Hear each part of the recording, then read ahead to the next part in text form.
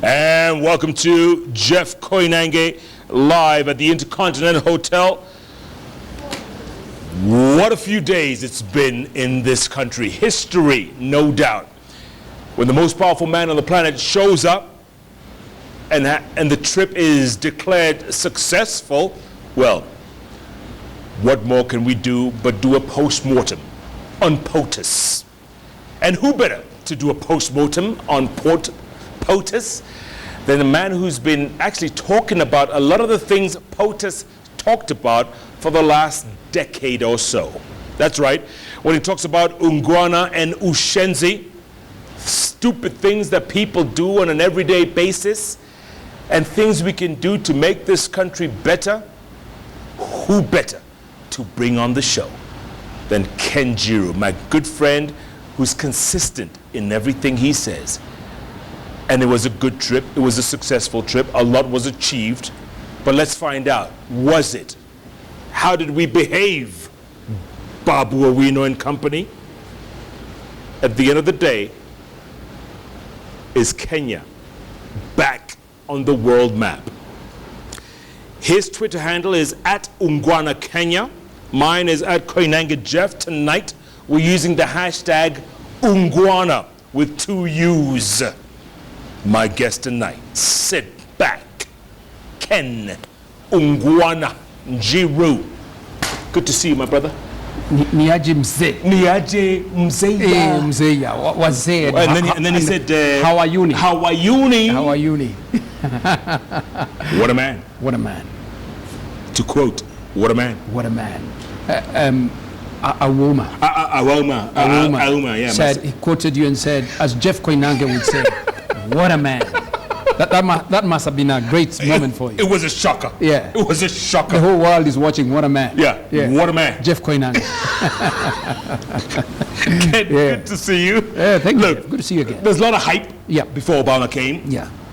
And when Air Force One landed, the man got off the plane. Yeah. His father's homeland. Yeah. That was a moment, wasn't it? No, it was quite a moment. I mean, the many Kenyans, even as we said he was coming, it was like, is he really coming? Mm-hmm. In fact, as Kenyans were just conversing, some people would say, what if he doesn't come? And of course the wait, and we didn't know what time he was coming. Because some we airport official revealed some time. Yes, and CNN was not happy. They said, his itinerary had been released. Yes. And people had to say, no, we've not. We just had to instruct others. But I think it was exciting just to see that that aircraft coming. I mean, it was surreal. It was. Come and park. Yeah. The Ngazi come in. Yes. And he comes down. And the guy guiding the plane. The guy with the lights. Yeah. Muzungu guy. Muzungu guy. I hear they had tipped even the place where the aircraft was coming to stand. Everything was coordinated, choreographed, and of course by them. Yes. And not you guys. No. By not them. us. Yeah. And of course he's coming down, and he's touching down, and Obama was here. Yes. The most powerful man on the planet Earth. Okay. Body language. Yes. As he got off, the first thing he did, of course, he got flowers from a lovely little girl. Yeah. And Joanne, Yes, this was Joanne. He took like 5 minutes. Yeah. Because he got the flowers and then he posed for a selfie, and the president was waiting. I mean, I think that's a powerful man who's comfortable with himself. You don't rush him. He does things in stride. Yeah. And I think it was for me it was great to see him giving that young girl, that time. She'll never forget. She'll never forget it. Yeah. And even, taking the time to say, let's take a photograph. Yes. I think he knows the value of that photograph. 20 years from now. 20 years from now, she'll be saying, do you know who this is? Know who this is? Do you know? I think that was great for the world's greatest man, to pose and take time. Yeah. And then of course the two guys. Greet our president from the Rika, the Rika, right? Rika, yeah. And again, what was interesting to watch was it's like they just meshed. Yeah. I mean, even as he was signing the visitor's book, on the tarmac. Yeah, on the tarmac, Uhuru was throwing a joke. He was laughing. I mean, there was some chemistry. Yes. There was some chemistry, and I think that was interesting to watch. And it flowed through the whole visit. It did.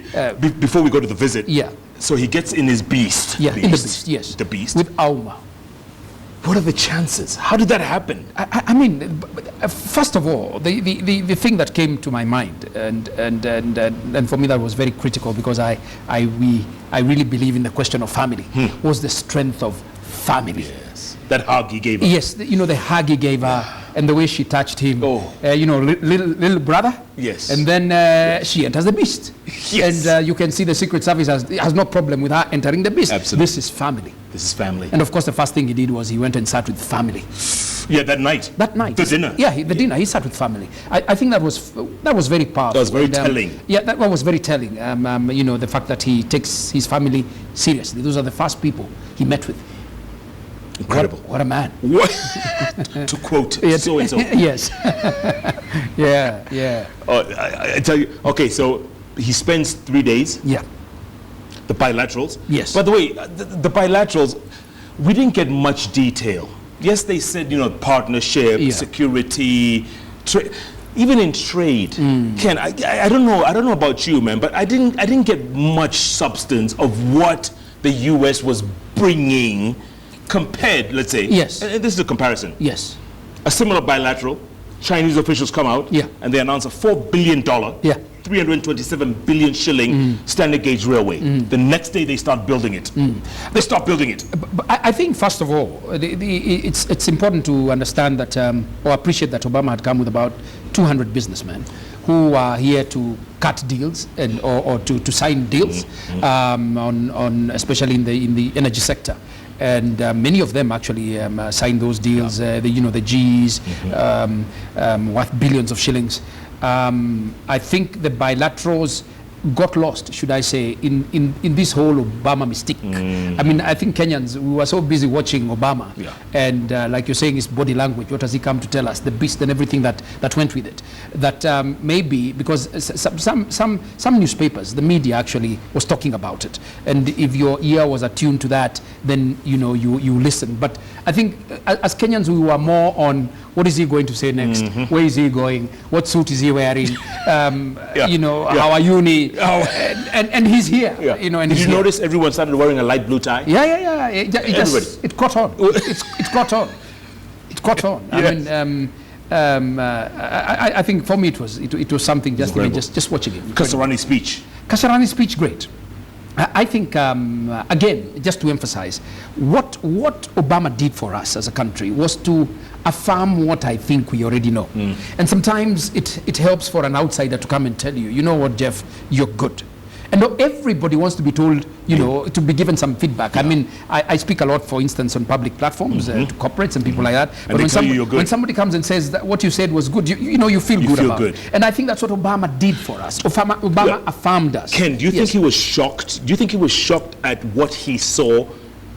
Everything from the Thika superhighway to infrastructure was, despite Kipero's grass. Yes. Grass that grows in 3 days. Yes. You think he was pleasantly surprised? I think he was pleasantly surprised, because Nairobi, and I'm sure you traveled, it's relatively organized, well set, so to speak. The roads are becoming cleaner, at least the ones around the city. The Thika highway, the grass, some of it had grown. I think the general order, he must have been impressed. Something is happening here, because if something was not happening, then you see chaos. And he would have said something. You'd have said something about it. You can tell. I mean, I'm sure you've gone to countries where when you land, you wonder, oh my God, where have I come to? Is this the capital? And another thing possibly that needs to be observed is that one thing we forget is that a man like Obama is well informed on what Kenya is and what is happening in Kenya. The rhythm, for instance, by the way, I don't know whether Kenyans know that in terms of the foreign direct investments, we are the second country in Africa that receives a lot of money after South Africa. And it's growing from the diaspora. From globally. FDIs, after South Africa is Kenya. Wow. And it's growing in a compound rate at a rate of about 31.7%. Which means something is happening. People just don't put good money in places that they think are going to collapse. But then again, what Obama was talking about when he says Kenya is moving is the fact that the government, and for me, give it to them, There's a lot of work that has been done to try and put systems in place. That is not to say there are no challenges. The IFMI system, the structural arrangements that or the ordering of government that is happening, the projects that are running. You know, as Obama walks in and talks about youth and women, there's already the Uwezo Fund, you know, trying to help youth and women. Right. You know, despite the fact that we have still not resolved the two-thirds business, we are talking about it. And by the way, one of the things we need to understand as Kenyans is that some of these problems which we are talking about, for instance, tribalism, which we must attack, are things which will take time. Will take time because many of us, and Obama, you know, are used to that. There's even a lot of hypocrisy as we talk about it. And so we are not even attacking the problems, but over and above that, these problems take some time to resolve. For example, look at even America, the race issue. Yeah. Blacks are being killed almost every other day by policemen. Correct. And Obama is a black president, and he can't just wake up and say stop killing or whatever needs to be done. It's a resocialization process which hurts. It really hurts. And so when Obama comes and says, you know, Kenya is doing well, he's not saying there are no problems, but he's saying relatively we have tried, but we can do better. That is what he said. And he said if we then fight things like tribalism, if negative we find ethnicity, negative ethnicity, we fight things like corruption, we empower, you know, women. And you know, I like his analogy that if half the team is not playing, then you know, it's stupid. He actually said it's stupid. Yeah, he said it's stupid. Correct. But and even more substantively, the youth. Yeah. I mean, that's the engine. And he actually told us that if you can choose to look at it two ways, the youth as a time bomb, as we call it, or the youth as an opportunity, which can then become entrepreneur and basically take this country to the next level. Ken, what about alluding to homosexuality and gay rights and all that? Was that a clash, if you will? First of all, I think it is important to note that it did not come from Obama. It came from a journalist who asked him a question, and he was obliged to answer. And I think he was reasonably respectful, so to speak. And again, like I'm saying, as Obama walks into Kenya, he knows what we feel as the Kenyan people. He knows we are not where America is. And that's why he basically, if you listen to him, by the way, he did not push us on it. He just explained and said he's looking, and for me what was significant was that he said that he knows there are people who don't believe in it, either from a religious perspective or whatever other perspective. But he said he was coming from a legal perspective, where as far as he's concerned, the state gives rights to people. That was his own interpretation. But I also liked President Kenyatta's reply, by the way. Fantastic. Right? Fantastic. I mean, what we must give to him was he was brave. Yeah. So many, I'm sure across the world, so many people they were waiting. You know, are waiting for him to buckle and start saying just what you said. Yeah. But he said it, and I could hear him rising. You know, and I think he had to stop himself, and he said that's a fact. Yes. But and I said, bang it. We have traditions. We have traditions. And that's the truth. Yes. That is the truth. And so Obama had not come to lecture us on homosexuality. No. I am sure if that journalist had not asked the question, that would not have been on the agenda. Absolutely. Yeah. A non-issue like the president says. Yeah, a non-issue. Yeah. Yeah. The body language between the two, because the headlines the next day, whether it was CNN or BBC, it was like Obama lectures Uhuru on gay rights. Well, that's the media. The media will always try and sell the story, you know, push an angle that was not. He did not. For me, I was watching it. I'm sure you were watching it. I was there. Yes, I was there. You are there. In the back somewhere. In the back. Yeah. I did not see a lecture. I saw a man explaining where he stands. I didn't see him telling Kenyans, because there was a time I think one lady from the UN said Africans must do this, otherwise we'll do this. He didn't say that. No. He put his position, and within that position, what Obama was saying is he respects that there are some people who have alternate views. Yes. And that's democracy. Sure. Right? So that report by BBC is akin to the report by CNN saying that Obama has come to the hotbed of terrorism. Surely. At the same time, with the president saying what he said, his deputy had said a different thing days before. Yes. Saying homosexuality has no place in our society. Well, Ruto is not the first person to say that. The church is saying it. Many other people are saying it. Moi said it. It's something that we've been saying. So Ruto just affirmed many people have basically been saying. And there's that constituency that believes that. Yeah, there's that constituency that believes that. There's another constituency that believes it should happen. But in my mind, what Uhuru put was his position as it stood. And he said for him, it is a non-issue. And of course, what you're saying is I refuse to be dragged into non-issues. There are more important issues to deal with. Yeah. So for me, Ruto asserting that is just asserting what he believes, which again is democratic. Absolutely. Yes. He has the right. He has the right. Okay. The other thing I think, Ken, and this is just me thinking this, and some critics and analysts have also said this, the U.S. has come to the dance very late. They are way behind the curveball. China, since 2009, is Africa's leading trading partner. Well, true. And I guess, in a sense, because of the fact that China wanted to get into where America was, or the West was, and China was not making any demands. The West then was telling us, anything. if you're not democratic, we don't give you. China walks in, what do you want? Oil. We give them oil, they give us what we want. So that's how China has basically been operating. Of course, even as Obama comes here, homecoming and stuff like that, he's still, pushing the American interest. Don't forget, he came with 200 businessmen. I mean, and these are guys carrying big bucks, guys who want to cut deals. So I'm not sure they are coming late into the party. Like they said, they are not reconnecting. The connection was there. Maybe it was instead of being 5 bars, it was 2 bars. Now they want to push it again to 5 bars so that connectivity becomes clear. But I think traditionally the Americans we've been more inclined towards them. I mean, you go to America, you can talk. You go to China, you're not sure what you're saying. Right. And but Ken, if I could play devil's advocate for a quick second, sorry to cut you off. If China hadn't come into the game, these people would not be speaking that language. I think so. Right? I think so. That's what you call real politics. Again, by the way, one thing we must not forget is that the President Uhuru has done well for himself. The fact that he even went to the AU over the ICC issue and started emerging as an African leader. The fact that during Mandela's funeral, when his name was called, people cheered. I'm sure people turned around and said, "You gotta watch that guy." That guy. And his style. I mean, if you hate him or like him, he's one of the most articulate presidents in Africa. No doubt. And he seems to be knowing where he's going, despite the fact that some people may not think he knows where he's going. And when you put him next to Obama, he's holding his own. So he increasingly starts looking good. And let me tell you what, everybody in the world likes to operate with somebody who's looking good. But he also, like I'm saying, has mastered that game of real politics. The fact that you have some gravitas in Africa, people will listen to you.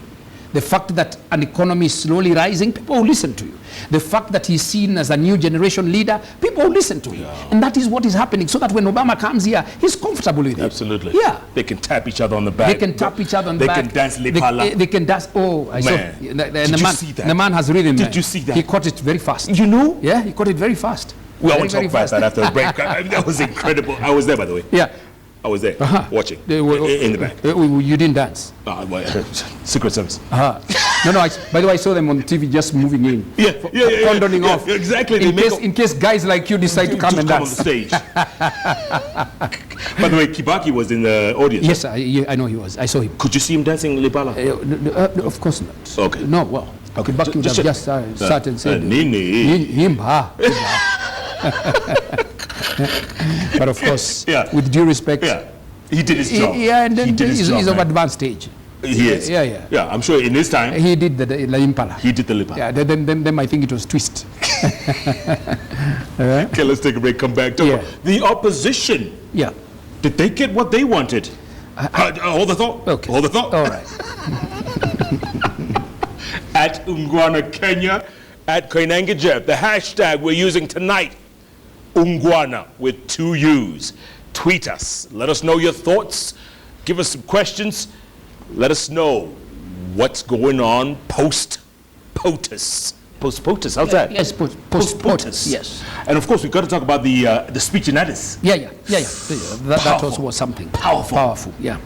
Jeff Koinange Live takes a break. We'll be back here in a moment.